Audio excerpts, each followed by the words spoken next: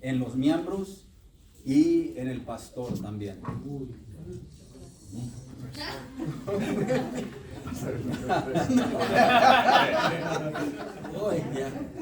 Esa es una pregunta complicada. Hay que entender primero qué es la depresión. Y la Biblia dice ahí en Mateo 18, yo creo que es un buen pasaje para ver, en Proverbios 18, 14. Aquí está. No voy a tomar todo el tiempo aquí en Mateo 18, Proverbios 18, 14 dice: el ánimo del hombre soportará su enfermedad. El ánimo está hablando acerca del alma. El alma del hombre soportará su enfermedad, más ¿quién soportará el ánimo angustiado? La idea es que el alma del hombre puede ayudarlo a soportar las enfermedades más difíciles. Pero ¿qué es lo que pasa cuando el mecanismo de defensa del hombre es el que necesita ser sanado? Su mecanismo de sanación. Entonces, algo que uno puede ver y ahí en Salmo 42, ahí explica muy bien cuál es el problema con la depresión. Se lo voy a leer muy rápido para que lea. Salmo 42, aquí está. Salmo 42. Aquí está. El Salmo 42, versículo 5 dice: ¿por qué te abates, oh alma mía? Dice, y te turbas dentro de mí. Espera en Dios, porque aún he de alabarle, salvación mía y Dios mío. La primera cosa que uno tiene que entender con la depresión es que es una enfermedad del alma, y es el mecanismo de defensa del hombre. Lo que le ayuda en cuanto a problemas difíciles es su alma. Y cuando eso tiene el problema, aquí en el versículo 5 del capítulo 42 de Salmos, explica lo que pasa con las personas que tienen depresión es que constantemente se están escuchando a ellos mismos. En el versículo 5 dice: ¿por qué te abates, oh alma mía? La primera cosa que ayuda es, en lugar de escucharse, comenzar a hablarse. Esa es la primera cosa que el salmista hace aquí, que está tratando con la depresión. Cuando uno ayuda a personas con depresión, la primera cosa que uno se quiere asegurar es que deje de estar escuchando las cosas negativas que constantemente la persona se está diciendo a sí misma, ya sea pastor o ya sea un miembro normal. La primera cosa es esta, es dejar de escucharse y comenzar a hablarse a usted mismo. ¿Qué es lo que nos hablamos? La palabra de Dios, como dijimos antes. La segunda cosa es que el salmista no tiene miedo de preguntar, y está bien hacerse preguntas. ¿Por qué me siento triste? ¿Por qué me siento así? ¿Por qué todo lo que hago parece que estuviera gris? La tercera cosa que hace y que habla el pasaje es que él lucha por no perder su esperanza. Y al final, si usted lee el capítulo, pongamos una exposición del capítulo 42, pero el capítulo 42 al principio dice lo siguiente, dice: el músico principal, Masquil de los hijos de Coré. Y si usted lee el Salmo, al principio dice: como el ciervo brama por las corrientes de las aguas, así clama por ti, oh Dios, el alma mía. Mi alma tiene sed de Dios, del Dios vivo. Y después dice algo interesante, dice: ¿cuándo vendré y me presentaré delante de Dios? Si usted estudia quiénes son los hijos de Coré, se va a dar cuenta que Coré cometió un pecado, y por lo tanto todos ellos que estaban sirviendo la alabanza fueron sacados de la casa de Dios. El que está escribiendo el Salmo aquí quiere regresar a la casa de Dios y quiere regresar a tener una comunión con Dios, y de ahí proviene su depresión. Entonces, una cura, hay muchas curas. Dependiendo si es el pastor, que es una persona salva, algo que yo recomendaría es checar su relación con Dios. Si tiene una buena relación con Dios, Dios se va a encargar de ayudarlo. De igual manera con una persona que no es salva pero es creyente, es checar su relación con Dios. Y después, y si es una persona que no es salva, pues comenzamos con la salvación. No sé si los confundí más, aquí haya hecho la pregunta, pero vamos a hablar más de esto más con detalle. Si puedo hacer una extensión a esa pregunta, sí, hermano. ¿Puedes hablar un poco sobre la depresión clínica causada tal vez por un desbalance hormonal o por algo que es causado no solamente por algún problema mental, pero un problema fisiológico verdaderamente? Sí. Y ahí hay que entender también, ahí es donde entra la psicología y la psiquiatría. La psicología es el estudio y ayuda al comportamiento de las personas.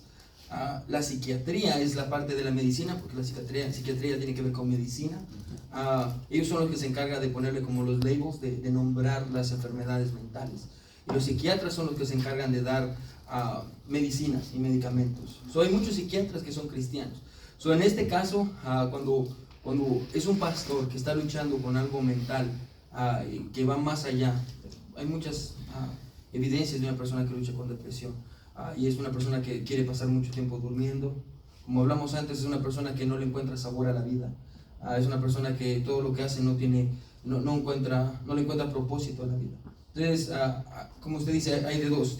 Puede ser una enfermedad espiritual, o si es algo más profundo, puede ser una enfermedad mental. Pero el que se encarga ya de ver eso es un psiquiatra, no es un psicólogo, es un psiquiatra de ponerle el label y de poder tratarla y darle los medicamentos. Y otra cosa que quiero tratar bien rápido con eso es que muchas veces cuando vamos a psiquiatras que no son cristianos, nosotros tuvimos el caso en nuestra iglesia de una jovencita que llegó y me dijo que ella tenía problemas, la diagnosticaron con depresión.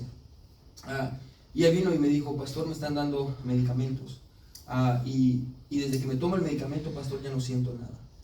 No puedo sentirme feliz, no puedo sentirme triste, simplemente no siento. Porque muchas veces es lo que hacen los medicamentos, simplemente adormecer las emociones de las personas. Entonces uno tiene que tener cuidado incluso de buscar a un psiquiatra. ¿Qué tipo de psiquiatra tiene que encontrar o cuál es el que tiene que buscar? Porque muchas veces es lo que hacen, simplemente quieren adormecer las emociones, y muchas personas desarrollan codependencia también de eso. Es lo que yo le recomendaría si está luchando con depresión y usted es pastor. Y número uno, ¿qué es la depresión? Tal vez usted solo está triste y está desanimado. Pero si usted ya ha sido diagnosticado con depresión, hay que ver también quién lo diagnosticó con la depresión y si realmente es un psiquiatra, y si es un psiquiatra cristiano. Eso sería más o menos. Hermano. Quería agregar que muchas veces lo que los pastores nos pasa es que estamos quemados, burn out, precisamente por varias cosas. Quizás nos entristece el hecho que queremos tener ciertos resultados y no los estamos obteniendo ya. Y ojalá que esta conferencia tampoco les lleve a sentirse tristes, porque muchas veces a mí me pasó, les estoy hablando que uno va a una conferencia o uno va a un entrenamiento y es bueno, lo que le han enseñado es bíblico, uno no tiene nada en contra de eso, pero mira el gap, la diferencia entre el estándar que se nos ha presentado con la realidad donde estamos. Entonces, en vez de motivarnos, nos entristece o nos desanima y nos hace querer tirar la toalla. Ese no es el objetivo es dar la visión y comenzar a trabajar paso por paso, confiando en Dios, sabiendo que la iglesia es de Él y que es Él quien nos va a ayudar en el camino de alcanzar esa nueva visión que probablemente hemos adquirido. Entonces, eso es número uno. Y luego, estamos cansados, estamos quemados, porque se nos ha enseñado que entre más trabajamos, más espirituales somos. Y al contrario, el Señor enseña que parte de la espiritualidad es el descanso. Entonces aprendamos a descansar, aprendamos a decir que no, aprendamos a tomar vacaciones, aprendamos a desconectarnos de la iglesia, porque al final de cuentas ninguno de nosotros es ni policía, ni paramédico, ni bombero. Entonces, si alguien necesita el 911, no somos nosotros el 911.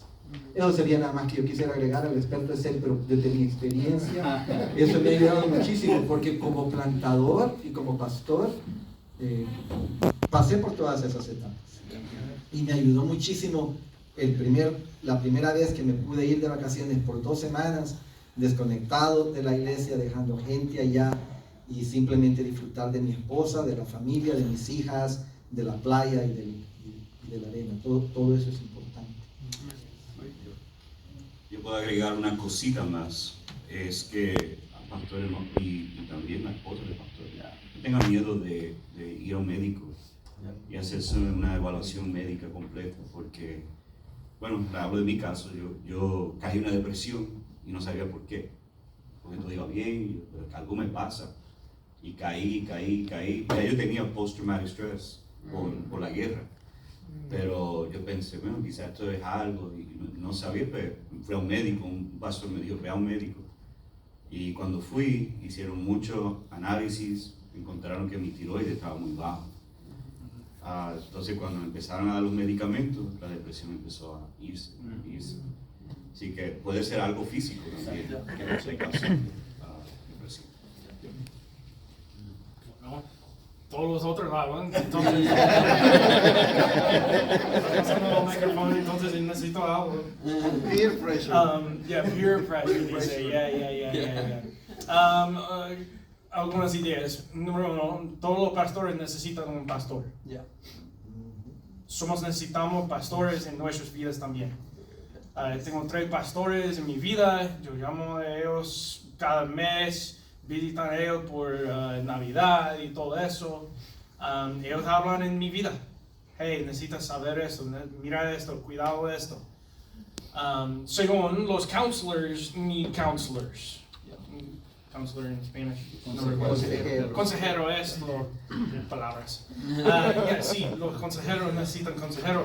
Mi esposa es un consejero en el hospital en Norman. Y ¿sabe esto? Ella tiene que visitar un consejero cada otro mes para charlar. Entonces, sí es imposible para ayudar a la gente cuando no estamos recibiendo ayuda. Somos parte del Grey. Por esa razón, necesitamos un buen pastor en nuestras vidas también. Esto es mi poco. Gracias. No, pues quédate con el micrófono. Porque la siguiente es para ti. Ok, dámelo. Esa pregunta para el doctor Meléndez. ¿Qué recomienda para las iglesias pequeñas que no tienen muchos recursos y no están cerca de otra iglesia americana para poder ministrar a la segunda y a la tercera generación? Buena pregunta. Número uno, busca adentro cuál líderes tienes o cuál líderes está creciendo, como dijo nuestro hermano Ramón. Porque espero que hay gente que pueden hablar inglés, entiendan un poco de comunidad y cultura aquí, se pueden ayudar empezando diferentes ministerios por segunda y tercera generación.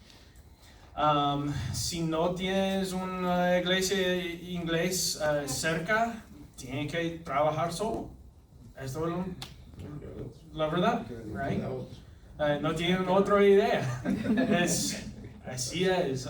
Entonces, tienen que crecer los líderes como Ramón dije. Esto. ¿Alguien que quiera añadir?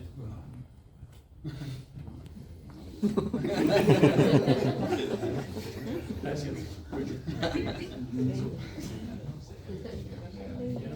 Intenten llamar a la convención, a la asociación, Sí. intenten conectarse con otras iglesias en otras partes.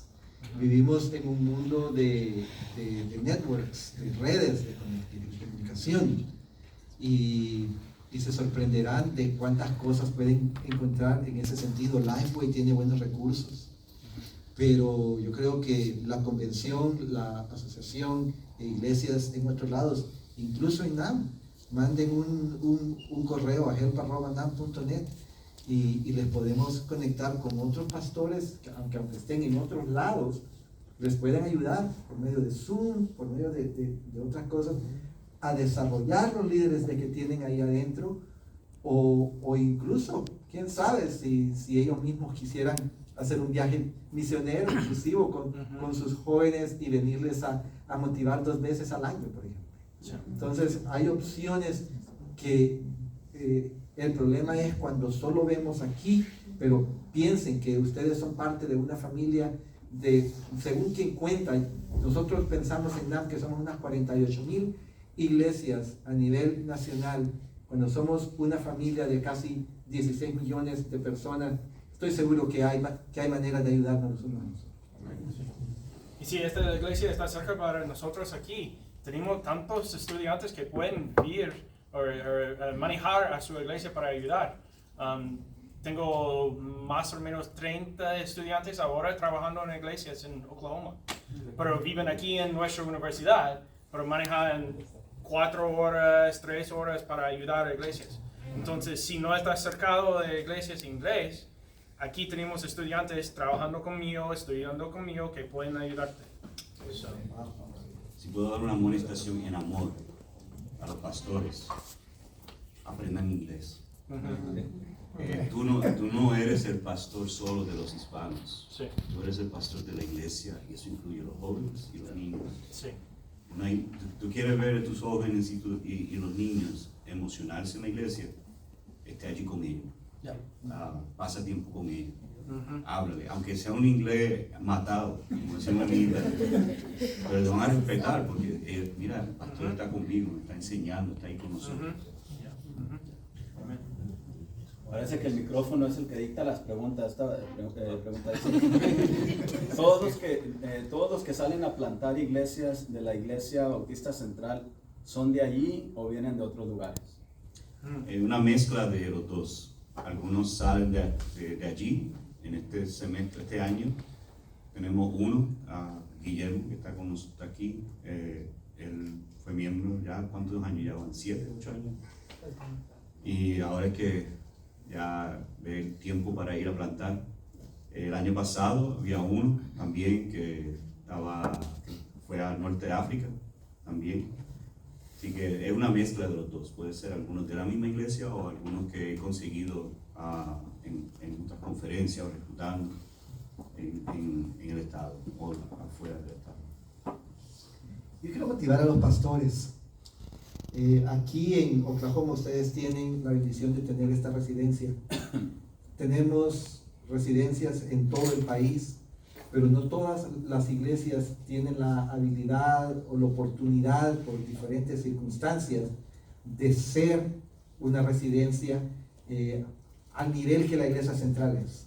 Yo creo que todas las iglesias tienen la oportunidad de usar un proceso, puede ser el pipeline que les presentaba, u otro proceso para formar líderes, muy buenos líderes, y incluso hasta a nivel de plantadores. Pero esta residencia es bien específica, es casi como un mini seminario enfocado a la plantación de iglesia, para preparar al hombre a plantar iglesia.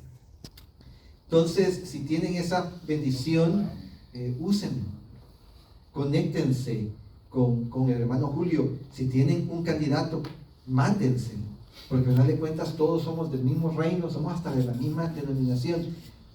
No porque lo manden a él y a la residencia de Iglesia Central no significa de que usted falló. Al contrario, usted está haciendo lo correcto, usted está haciendo lo que tiene que hacer, y eso le libra a usted para quizás levantar a otro, y todos trabajamos en conjunto. Y usted puede ser la iglesia enviadora permanentemente, ese no es problema. Usted va a ser la iglesia madre, pero ellos les van a ayudar a prepararse. ¿Por qué? Por las circunstancias, ellos tienen esa posibilidad. Yo motivo esto incluso a otro nivel. En Phoenix, por ejemplo, todas las iglesias se unieron y crearon un centro de entrenamiento para el Instituto Bíblico, usando un material que se llama BTCP, Bible Center Training for Pastors, que está en español. Y todos los pastores mandan ahí gente de que no tiene para el nivel de la residencia o para seminario, pero que sí pueden servir al Señor a otro nivel. Entonces, lo que estoy diciendo es: creen opciones y trabajen en equipo. Eso es muy, pero muy importante. Denla tú para que no me hagan preguntas.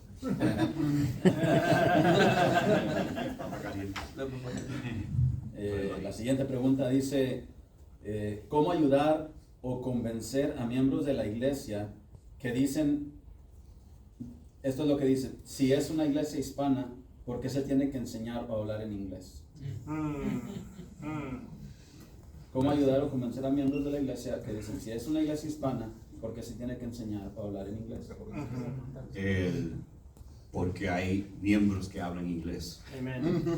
Y yo creo que la narrativa que estamos nosotros proyectando en la iglesia a veces puede ser contraproducente o puede ser para el bien del reino. Si nosotros estamos diciendo si estamos diciendo a la iglesia, somos una iglesia, no una iglesia hispana, pues ya estamos invitando a otros. Y si estamos hablando de misiones y cosas así, alcanzando el mundo, yo creo que eso invita más que cierra la puerta a otros. Entonces tenemos que cambiar a veces esa proyección que estamos dando, de limitarlo solamente a hispanos y invitar a otros también a la mesa. Eso es algo que hacen muy bien los norteamericanos. Pues tenemos que tenemos que aprender de eso, como Antioquía aprendió de Jerusalén, tenemos que nosotros aprender también de hacer las cosas de una manera que es más inclusivo para todas las naciones. Quiero contestar esa pregunta con otras preguntas. ¿Cuál es más importante para ti? ¿Para cuidar su cultura o para salvar los jóvenes? Porque a veces esas dos preguntas estamos pensando de eso, right? Nos van a hacer todo en español. ¿Por qué? Porque queremos cuidar nuestra cultura y nuestra lengua. Ok, pero vas a perder todos los jóvenes y niños y segunda y tercera generación. ¿Cuál es más importante? El reino de Dios, no de nuestra cultura. Sí, es posible para enseñar la cultura junto con inglés, como un poco de sal sobre corazón, meat and all. Pero esa es la pregunta, necesitamos preguntar. ¿Qué necesitamos hacer para salvar la gente? A veces necesitamos hacer cosas en inglés. Y yo creo que desde la perspectiva de un pastor, si usted se enfrenta a un hermano que dice eso, la idea detrás de la pregunta del hermano es: yo me siento incómodo cuando usted habla en inglés. Y la perspectiva de un pastor es: si yo hago o yo baso las decisiones de la iglesia y todo lo baso en lo que los hermanos quieren, al final del día yo no soy el líder de la iglesia.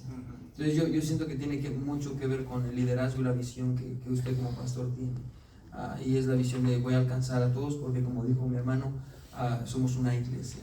No somos una iglesia hispana, somos una iglesia. Y dentro de nuestras iglesias hay personas que hablan inglés y muchas veces otros idiomas.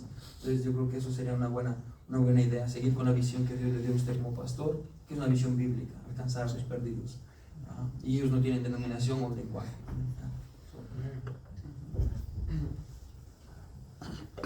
Valdría la pena recordar que usted tiene el poder del púlpito. Enseñe desde el púlpito cómo Jesús abandonó todo y se encarnó. Explique qué significa esa encarnación, cómo Él literalmente dejó el nombre de Yahweh, que era un nombre que no se podía ni mencionar, y abandonó el nombre de Yahweh por el nombre de Yeshua, que era un nombre común y corriente. Entonces ya desde ahí empieza a ver mucho de esto, ver cómo el evangelio corrió y cómo Jesús hablaba koine y arameo. Entonces enfatice todos esos aspectos desde la perspectiva bíblica, desde el púlpito, no señalando a la persona, sino haciendo aplicaciones prácticas sobre eso. En segundo lugar, asegúrese de contar con el apoyo de sus líderes más influyentes. Hable con ellos uno a uno, presénteles la visión uno a uno. Deje que ellos sean también los que vendan la idea. Y si ellos tienen hijos o nietos en la iglesia, pregúnteles directamente: ¿qué prefieres tú? Sí. ¿Que no hablemos aquí en la iglesia inglés, pero que tu nieto o tu hijo, tu hija se pierda, se vaya como hay el 58% de los muchachos? ¿O prefieres de que hagamos la mezcla y que ellos puedan crecer en el Señor? Ya cuando lo personalizas de esa manera, hay un impacto mayor. Y en cuarto y último lugar, pastor, jineteando un poco en lo que decía el hermano Ángel aquí, como líderes siempre le vamos a fallar a alguien. Sí. Como líderes de la iglesia tenemos dos grupos constantemente, y siempre le vamos a fallar a uno y le vamos a cumplir a otro. Primero podemos fallarle al grupo que nos quiere detener yendo hacia adelante, o podemos fallarle al grupo que nos quiere llevar hacia adelante, escuchando lo que el grupo que nos quiere detener dice. Entonces yo lo que aprendí en mi vida es: si le voy a fallar a alguien, le voy a fallar al grupo que me quiere detener, al grupo que no quiere que avance, al grupo que no quiere de que alcance más personas. Si le voy a fallar a alguien, le voy a fallar a ellos, pero nunca le voy a fallar al grupo que quiere que vaya, que sea visionario y que alcance a las naciones para Cristo. Le voy a fallar a alguien, le voy a fallar. Y de hecho, en mi vida yo prefiero a los inconversos que a los religiosos. Es muchísimo más fácil.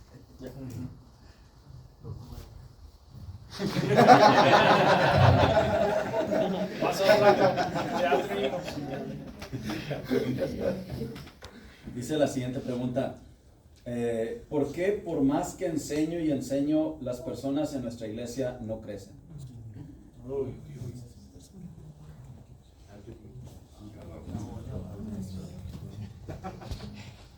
A mí me pasó algo muy parecido cuando empecé en Atlanta. Yo me casé con la predicación positiva y dije, esta yo creo que es la forma más bíblica para predicar la palabra. Entonces eso fue un compromiso que yo hice desde un principio en la plantación. Yo iba por 3 años, 4 años y yo no vi mucho crecimiento. Yo vi los mismos pecados, la gente cometiendo lo mismo y yo estaba como que por tirar la toalla y decir, bueno, vamos al tópico entonces porque parece que esto no está funcionando. Pero me mantuve y de un momento a otro la gente empezaron a cambiar. Y ahí vi más seriedad en la santidad. Yo me acuerdo una vez que se trajo un predicador en una conferencia de evangelismo y el hombre lo que hizo fue tirar chistes. Y la iglesia, los que estaban representando nuestra iglesia decían, ellos no tocaron la Biblia, él nunca expuso la escritura, eso es lo que nosotros necesitamos. Y me acuerdo el otro año, en una conferencia de matrimonio, este caballero aquí vino y habló a todas las parejas y la iglesia decía, él sí habló la Biblia.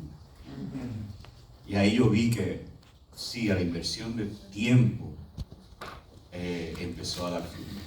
Amados, entonces toma tiempo. Hay que seguir perseverando, hay que seguir enseñando. Si lees Jueces, el libro de Jueces, ¿tú crees que Israel entendió a la primera? ¿O a la segunda? ¿O a la tercera? ¿O a la cuarta? No.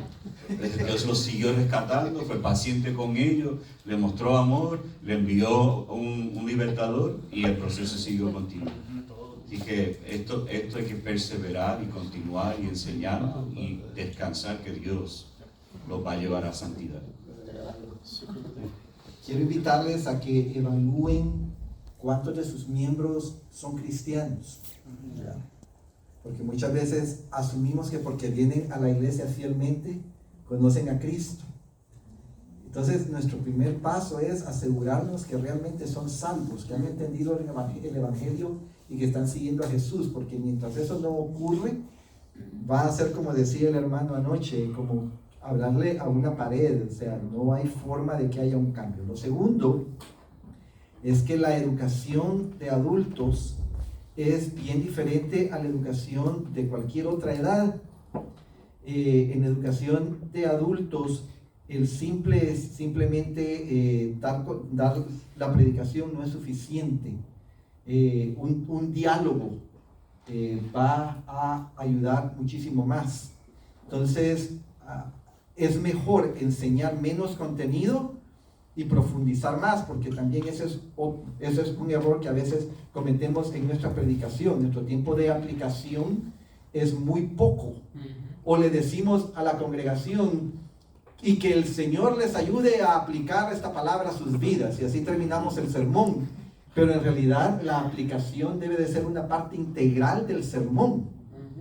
Entonces es mejor tomar una porción más pequeña, profundizar más y ampliar las aplicaciones conforme a la realidad de la iglesia que usted tiene. Por eso es que usted tiene que conocer su iglesia. Y en tercer lugar, recuerden lo que acabamos de hablar, la transformación ocurre cuando cuando convergen la enseñanza, la integración y la aplicación práctica. Entonces, la enseñanza, muchas veces solo tocamos los temas, el aspecto intelectual, y esperamos que la gente cambie automáticamente.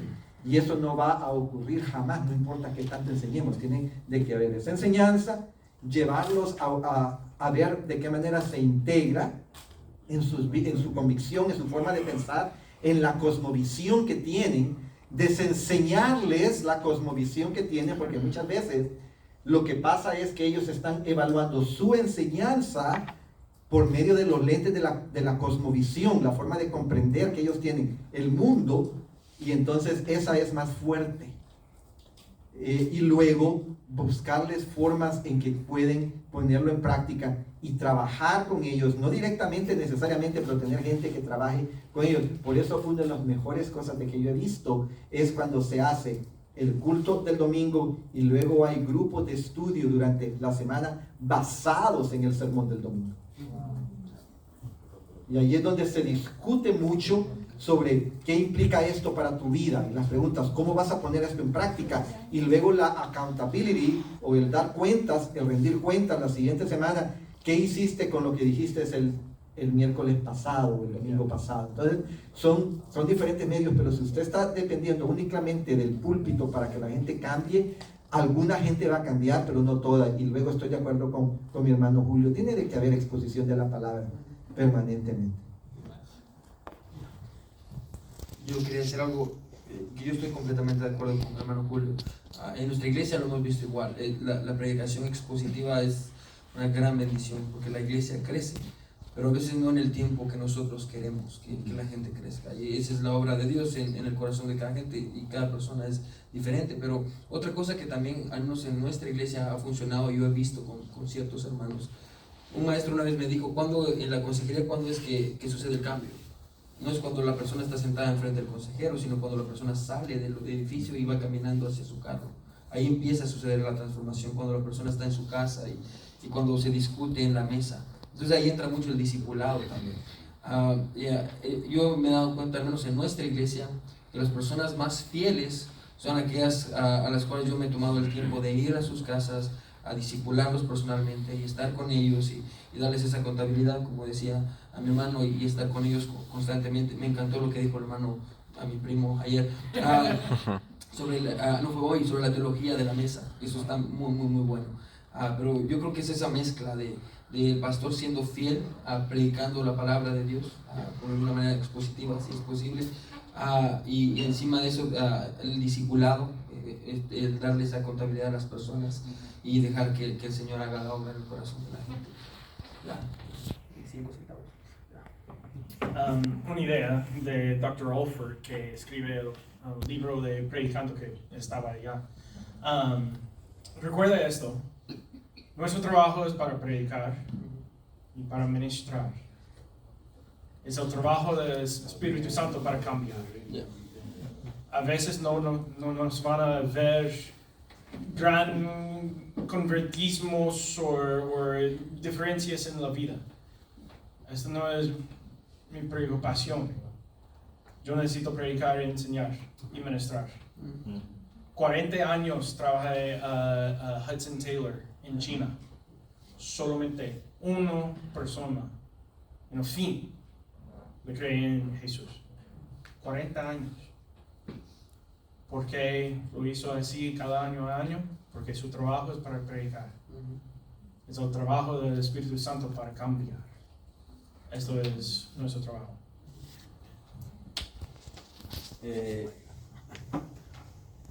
Una pregunta relacionada.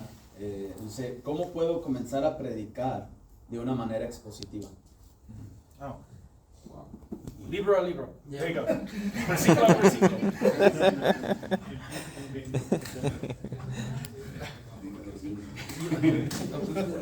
Pues, es una muy buena pregunta, es una que me han hecho algunos de los internos que ven, wow, esto es una manera más, yo creo, sólida para realmente hacerlo. Yo creo que uno es escuchar a otros. Es una manera de escuchar a otros que están predicando positivamente. Hay cursos, Sydney and Trust tiene un buen curso de cómo hacerlo. También en el seminario, libros, John MacArthur tiene uno. Ahí estaba Dr. Olfer. Stephen Olford. Yeah. El libro de aquí. Hay varios libros que Sí. hablan sobre eso. Así que esas son algunas maneras, pero hágalo. A ver, quizá no te salga bien al principio, quizás va a ser difícil, va a ser más trabajo, pero entre más tú lo haces, más vas a ver el panorama más amplio de las escrituras, vas a empezar a ver cómo funciona la teología bíblica en toda la escritura, cómo este libro encaja con todo el canon de las escrituras, Sí. cómo Cristo se ve en cada parte de la escritura, y que todo eso tiene tiempo, pero hágalo, simplemente empiézalo y empieza a trabajarlo y también vaya formándote. Una de las bendiciones que tú puedes dar a tu iglesia, hermanos, es tú creciendo Sí. frente de la iglesia. Sí. A veces queremos entrar allí como que somos los expertos en todo, pero la bendición más grande que tú puedes dar a tu iglesia es que tú estás creciendo también en el Señor, y ellos están viendo, "Wow, mira cómo el pastor va creciendo y va mejorando". Eso es un regalo para la iglesia. No sé si aquí tiene algo.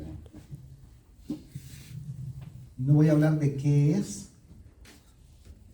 sino de lo que por favor no hagan. La predicación expositiva no es ir a repetir todo lo que aprendieron en un comentario sobre el texto que van a exponer. Nada va a aburrir y a matar a su gente más que eso. En segundo lugar, la predicación expositiva no existe para mostrar que ustedes saben más que sus miembros. En tercer lugar, hablen de tal manera que la gente pueda entender. Cada pasaje tiene una idea central y su objetivo es qué era lo que el autor del libro quería decir aquí. Sí. ¿Por qué se lo está diciendo a esta gente? ¿Y cómo se aplica a nuestra vida? Porque al final de cuentas, la congregación está ahí. Ustedes van a exponer la palabra con el objetivo de que la palabra les hable a su vida. Y asegúrense de que están hablando a la gente que está en su congregación. Muchas veces los pastores cometemos el gran error de enseñar o de hablar sobre los temas que a nosotros nos interesan, o desde la perspectiva que a nosotros nos importa. Pero eso es un problema de comunicación. Ellos no están ahí para descubrir qué tanto sabe usted del griego de Romanos 1:1. Ellos están ahí para saber cómo la enseñanza de Romanos 1:1 les va a ayudar a vivir el lunes, el martes, el miércoles, el jueves, el viernes, el sábado. Entonces, eso es bien importante. Una vez más, en la predicación menos es más. Eso es básico. Las ilustraciones son las ventanas que permiten que la luz entre. Y eso no es mío, lo dijo Spurgeon. Así que, por favor, usen buenas ilustraciones relevantes. Aprendan a manejar el tiempo. Eso es muy, pero muy importante. Y hablen en un español que un niño de 4º grado, dijo el mismo Spurgeon a sus estudiantes, lo puede entender. Especialmente en nuestro contexto latinoamericano aquí en Estados Unidos, cuando la mayoría de nuestra gente no tiene una formación o un nivel educativo formal muy alto. Usted no está ahí para que sepan qué buen doctor es. Usted está ahí para traer lo que el Señor tiene para las vidas de esta gente. Y al exponer la palabra, los está impactando con eso. Encuéntrenlos donde ellos están. Sea paciente y no tenga miedo de repetir tampoco, que muchas veces, y por favor, nunca deje de enseñar algo solo porque no encaja, que todos los principios tienen que comenzar con una D. Hay que estar disponibles, dispuestos, y como no encontré otro, entonces ya no sé eso, ¿no? Porque tenía que ser una D.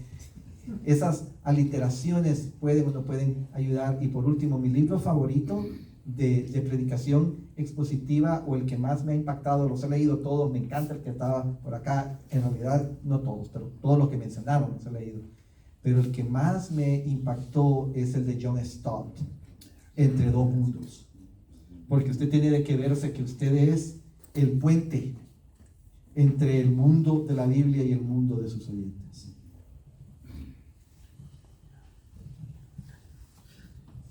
Yo vengo de un trasfondo y crecí en una iglesia donde no había predicación expositiva. Yo puedo ver claramente cuál es la diferencia. Muchas veces cuando usamos el púlpito, porque realmente, no todo el tiempo, porque hay pastores que son muy buenos en sermones tópicos, son muy buenos. Pero la mayoría de veces se usa el púlpito para lastimar a las personas. Yo lo digo porque yo vengo de una iglesia así, donde cada domingo sí hay un grupo de tópicos, porque al final del día el tópico lo pone usted. Cuando es un sermón tópico, cuando es expositivo, la idea central viene de la Biblia. Pero cuando usted es el que viene con el tópico, regularmente siempre va a predicar de lo mismo, en contra del pecado, para que los hermanos den más, para que no están diezmando, para salir a evangelizar, y siempre es lo mismo. Y lo que pasa es que los hermanos se mueren de hambre en las sillas, en las bancas de la iglesia, y quieren algo más. Y ahí es donde los hermanos van a YouTube y empiezan a escuchar otro tipo de predicadores, porque ellos se quieren alimentar. Entonces, la manera en la que yo aprendí eso, como dije, yo empecé a leer libros, empecé a buscar amigos que predicaran igual o que predicaran a expositivo. Me senté con ellos y yo quería aprender, y aparte de lo que yo estudié, yo quería aprender más, y lo que hice, yo les recomiendo esto, cómo comenzar, que es la pregunta, cómo comenzar a predicar de una manera expositiva. Busque un pastor que ya lo hace, escuche a este pastor, escuche sus sermones, pregúntele cómo lo formula, cómo saca la idea central del pasaje. ¿Qué es la predicación expositiva? Compre un buen comentario. Yo empecé con Warren Wiersbe y es muy sencillo. Empiece a agarrar un libro de la Biblia, un libro que usted considere que sea más fácil. Ahí empiece, y a medida que usted avanza, como todo en la vida, usted va mejorando y va mejorando. Y como dijo mi hermano Julio, usted va creciendo con su gente. Y es una bendición, porque yo he escuchado hermanos de nuestra iglesia que me han dicho: pastor, yo lo he visto crecer a usted. Y eso para mí no es algo que, yo me siento mal porque me dijo eso de la mano.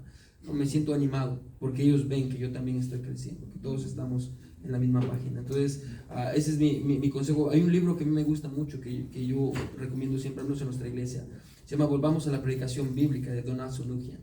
Es muy bueno, y la razón por la que me gusta mucho es porque, aparte de John Stott, es muy buen libro también, pero este libro me gusta mucho porque le ayuda a usted a ir paso por paso, a entender el contexto, entender cómo está estructurado el pasaje, y es muy buen libro. Es un buen libro y una buena manera para comenzar. Solo una última cosa. Hágame un favor, cuando predique del Antiguo Testamento, asegúrese que hace una conexión con Cristo, no forzada, pero sí que encuentra una conexión con Cristo. Porque yo he escuchado muchos sermones del Antiguo Testamento que un rabino judío puede decir amén, lo cual significa que no es un sermón cristiano sobre el Antiguo Testamento, sino que es simplemente un sermón sobre el Antiguo Testamento. Hay una diferencia, y eso es importantísimo, que si usted va a predicar sobre el Antiguo Testamento, lo conecte con Jesús, no forzado, porque en toda la palabra hay una diferencia entre un sermón del Antiguo Testamento cristocéntrico y otro que sea cristotélico, y eso ya es para motivo de clase. Yo estoy hablando de cristotelismo, pero es importante de que usted encuentre a Jesús ahí. Queremos respetar su tiempo. Dijimos que terminábamos a las 3, pero yo quiero dar oportunidad, si hay alguien que quiera hacer una pregunta final, que no la envió, pero que dice: yo tengo que saber esto antes de irme. Con libertad, una pregunta, y de esta, hermano, adelante. Sí, cuando vienen todas las familias, traen sus problemas, les ayuda uno con la Biblia, todo eso, y sacan todo lo que traen y cosas que uno no puede decir y se las guarda uno. Entonces vienen y a veces uno está así que no puede uno decirlo. Entonces, ¿qué hacer en ese caso? ¿A dónde va uno a descargar todo lo que uno trae? ¿En dónde descargar todo lo que Todo lo trajeron? que trajeron, que ya ellos se van muy bien, pero le dejan todo el cargo a uno. Buena persona. Ya, hay un poema, le voy a enviar el poema después, hermano, un poema que yo siempre uso. Muchas veces yo llego a mi casa y siempre le digo esto a mi esposa, yo creo que algunos de los líderes de nuestra iglesia se los he dicho. A veces yo llego a mi casa y le digo a mi esposa, ¿cómo quisiera tener una esponja para limpiarme el cerebro de todas las cosas que acabo de escuchar? Porque usted es pastor y usted sabe. Hay cosas que yo muchas veces le he dicho a los hermanos, a veces yo siento que cuando estoy sentado y las personas están contando todos sus problemas, y esos son problemas muy íntimos y son muy duros, a veces me siento como que yo soy su punching bag. Y está bien porque Dios me llamó a hacer eso. Pero el poema que le digo, es un poema muy largo que habla acerca de eso. Lo voy a parafrasear y habla acerca de un pastor que está en su oficina y dice, vienen personas a pedirme ayuda cuando ellos ignoran que el que necesita ayuda también soy yo. Vienen personas a decirme que los ayude a correr a 2 millas cuando ellos no saben que yo necesito que alguien me ayude a correr 3. Y él habla acerca del proceso y cómo se siente un pastor, pero al final del día, él dice, termino mi día y yo escucho una voz que dice, hijo mío, cuando tú te encargas de los problemas de mi gente y vienes conmigo, yo me voy a encargar de tus problemas. Entonces eso es muy dulce para mí, el saber que yo estoy ahí y yo estoy ayudando a nuestra gente. Yo me llevo las cosas que hablan, me llevo todo eso, pero al final del día, como dijo mi hermano, yo también necesito un pastor. Y la ventaja que nosotros los pastores tenemos, como todos, antes de ser pastor soy oveja, es que nosotros también tenemos un pastor de pastores. Entonces al final del día nosotros podemos venir con Jesús y decirle, hoy me dolió mucho esto, la hermana me lastimó cuando dijo esto, el hermano se burló de mí y me dolió, el hermano está pasando por un tiempo difícil y eso me lastima mucho, yo quisiera ayudarlos y me siento mal. Es lo que yo he encontrado en psicología, se llama hacer una catarsis. La catarsis es, como muchas veces decimos, una diarrea verbal. Es como usted saca todo lo que tiene. La expresión que se usa. Usted saca todo lo que tiene. Pero en lugar porque otra cosa que pasa muchas veces es que cuando guardamos, como pastores, guardamos silencios, los terminamos gritando detrás del púlpito. Y eso no está bien también. Entonces es bueno tomar todo eso, como digo, es lo que yo he hecho. Cuando escucho muchos problemas y cosas que no quisiera escuchar, yo les digo a mi esposa, porque no quiero lastimar a mi esposa, excepto yo me guardo.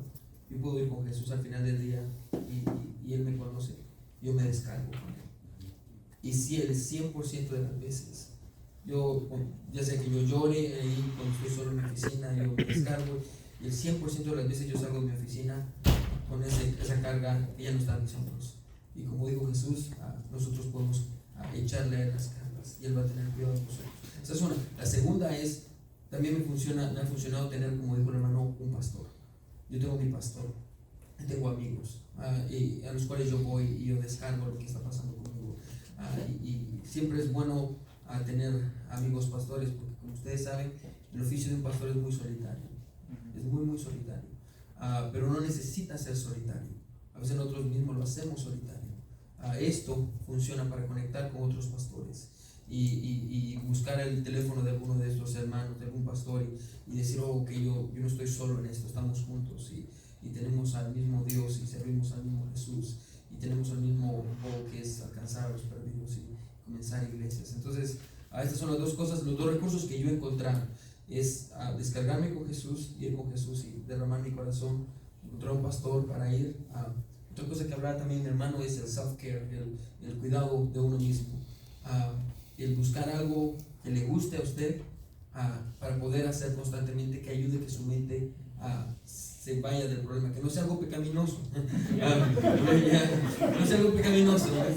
Me gusta ver películas de Netflix que no son buenas, también y no me digas nada, mi amor, porque me gusta ver esa película y es bien mala. No tiene que ser algo pecaminoso, pero que sea algo que a mí me guste. Y que usted diga, este es mi hobby. A mí me gusta leer, yo lo hago, a mí me gusta leer. Entonces eso me ayuda a mí a descansar. Entonces es lo que yo hago. Por esa razón solamente trabajo o existe iglesias que tienen un plural of elders. Yo trabajé en 7 diferentes iglesias en mi vida y cada iglesia y la iglesia donde yo crecí fue solamente iglesias con grupos de elders, los ancianos, esta palabra, porque no podemos cagar todo. Cuando he visto los pastores con Grace, en serio, los pastores, hay muchos, no hay solamente uno con toda la gente. Hay 4 o 5 más trabajando de afuera por esa razón.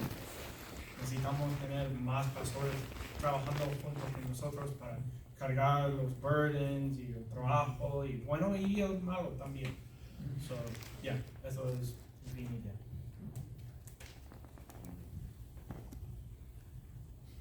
¿Todo? Muy bien, pues muchas gracias a nuestros hermanos. Muchas gracias.